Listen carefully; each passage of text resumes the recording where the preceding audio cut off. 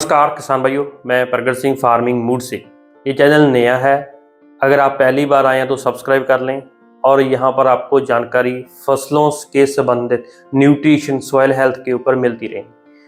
एक वीडियो आपके साथ साझा कर रहा हूँ जिसमें मूंग क्रॉप को टारगेट किया गया है, उसमें लगने वाले कीट और उनका नियंत्रण और उसमें आने वाले सबसे खौफनाक वायरस जिसकी वजह से पैदावार कम होती है, उसको कैसे कंट्रोल करना है, उसका आने का समय क्या रहता है। अगर वो समय आपसे चूक गया, उस समय आप खेत में एक्टिव नहीं है, आपने खेत में जाकर चेक नहीं किया, तो आपकी फसल की पैदावार में काफ़ी ज़्यादा गिरावट आपको देखने को मिल सकती है। तो कैसे उसको डिटेक्ट करना है, कैसे कंट्रोल करना है। कई बार क्या होता है, फसल में हमको पीलापन दिखाई देता है, लेकिन हम कोई एनपीके स्प्रे करते हैं, कोई जिंक, कोई यूरिया, कोई अदर कोई प्रोडक्ट स्प्रे कर देते हैं। वो एक टेम्परेरी टाइम के लिए प्रॉब्लम कम तो नहीं होती है, लेकिन वो डेकोरेट हो जाता है, प्लांट, खेत हमारा डेकोरेट हो जाता है कि इसमें पीलापन कम हो गया है, शायद हमको लगता है कि प्रॉब्लम चली गई है। लेकिन जो वायरस का सिस्टम है ये अलग तरीके का होता है। इसको कोई ना कोई वेक्टर चाहिए होता है कि खेत में एक बार किसी प्लांट में वायरस आ गया, आपने सी ट्रीटमेंट अच्छे से नहीं किया, जो हमने पहले वीडियो दिया है, अगर आपने इनिशियली कोई फंगस या कोई बायो का इसमें ट्रीटमेंट नहीं किया, तो हो सकता है वायरस बहुत जल्दी आ जाए। जब वायरस इन्फेक्टेड प्लांट आपके एरिया में ज़्यादा हो, जहाँ बड़े एरिया में मूंग की खेती हो, तो वहाँ पर ये समस्याएं ज़्यादा दिखाई देती हैं। तो कोई ना कोई इंसेक्ट आपके खेत में एक्टिव रहेगा। हो सकता है वो रात के समय आपके खेत में ज़्यादा एक्टिव हो और दिन के समय आप खेत को चेक करें तो आपको दिखाई ना दे। लेकिन आप इस वीडियो के माध्यम से आपकी फसल में वायरस को कैसे कंट्रोल करना है, कौन सा बेस्ट इसको कंट्रोल करने का तरीका है, उसके बारे में बात करेंगे। कि वायरस की वजह से काफ़ी ज़्यादा मूंग की पैदावार कम होती है। मोस्टली फार्मर 8 क्विंटल प्रति एकड़, 10 क्विंटल प्रति एकड़, 12-14 क्विंटल प्रति एकड़ तक भी चले जाते हैं। और 8 और 12-14 में काफ़ी डिफरेंस है, जिसमें यील्ड की भी लॉस रहता है, क्वालिटी का भी लॉस रहता है और पैदावार और मुनाफे का भी काफ़ी ज़्यादा नुकसान हो जाता है। तो ये वीडियो आपकी काफ़ी मदद करेगी, आप इस वीडियो को पूरा देखें। नमस्कार किसान भाइयों, मैं डॉक्टर ज्ञान मिश्रा हूँ, प्रधान वैज्ञानिक हूँ पूसा संस्थान में। तो मूंग में जैसा कि आप जानते हैं 2 समस्या आती है। एक तो आप देखोगे लीफ जो पत्तियां हैं पीली पड़ जाती हैं, जिसको हम mung bean yellow vein mosaic virus बोलते हैं, जो सफ़ेद मक्खी से होता है, जिसको कि हम व्हाइट फ्लाई भी बोलते हैं। और दूसरा आप देखोगे कि थोड़ा थोड़ा आपका जो लीफ है नीचे की तरफ से वो भूरी भूरी हो जाती है और लीफ आपकी पीली भी पड़ जाती है, बाद में ऊपर से पीली पड़ती है। उसका जो कारण होता है वो थ्रिप्स होता है।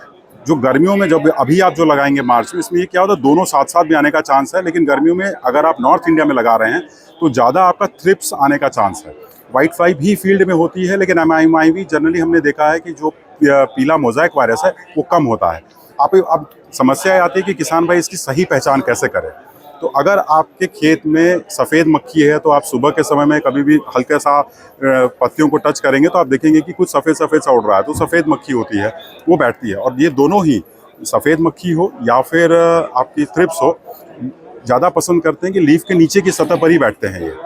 तो अगर सफ़ेद मक्खी का प्रकोप है तो आपके खेत में mung bean yellow vein mosaic virus आएगा, क्योंकि ये वायरस अपने से कहीं नहीं जाता है, वो सफ़ेद मक्खी के अंदर रहता है। सफ़ेद मक्खी जाती है, आपके पत्तियों पे बैठती है, उसका रस चूसती है। उस चक्कर में वो जैसे सिरिंज नहीं होती है, वो अपना पहले जो उसके अंदर का फ्लूइड है वो प्लांट में डाल देती है, फिर उसके अंदर से वो रस लेती है।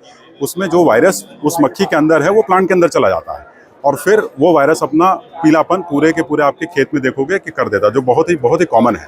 ये टाइम की बात करें तो हम बिजाई से लेके 20 दिन के बाद आता है, 40 दिन के बाद आता है, क्योंकि 70 दिन में तो पूरी पक जाती है। इसके लिए है कि जनरली आप देखेंगे कि 20 से 25 दिन के अंदर अंदर आपके खेत में पीलापन हल्का हल्का 1-2 पौधे में दिखना शुरू हो जाएगा। तो इसलिए सबसे ज़रूरी है कि 20 दिन से पहले आप एक बार इमिडाक्लोपिड का 60 से 70 मिलीलीटर मात्रा को 200 लीटर पानी में घोल बनाकर 1 एकड़ की दर से छिड़काव कर ही दें। फार्मर इसके उल्ट करते हैं, नहीं, उनको ऐसा लगता है थ्रिप्स कर लें, हाँ। या कुछ सुंडी मार स्प्रे कर देते हैं, वो मोस्टली एनपीके स्प्रे करते रहते हैं कि पीलापन आ गया, नहीं, कमी लग ये जो कमी है ये एनपीके से जाएगी ही नहीं। अगर ये वायरस की कारण है पीलापन, और ये पीलापन क्या होगा ना, आपको अलग अलग पौधे में दिखेगा।